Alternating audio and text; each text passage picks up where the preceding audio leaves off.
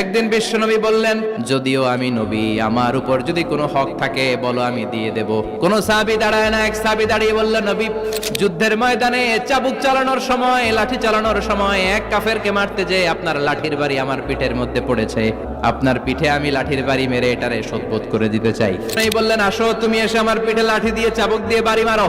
সাহাবী বলে, ও নবী, তখন দুর্ভিক্ষের সময়ের যুদ্ধ ছিল, আমাদের গায়ে জামা ছিল না, আপনি যদি যথা নিয়মে কেসাসটা আদায় করতে চান, আপনার জামাটা খুলেন, খালি পিঠের মধ্যে বাড়িটা মার। এবার আর ওমরে ফারুককে ধরে কে, এদিকে আয় তোরে দেখাইতেছে। বিশ্বনবী বললেন, ওমর থামো, মারতে দাও। বিশ্বনবী উনার জুব্বাটা উপরের দিকে উঠালেন।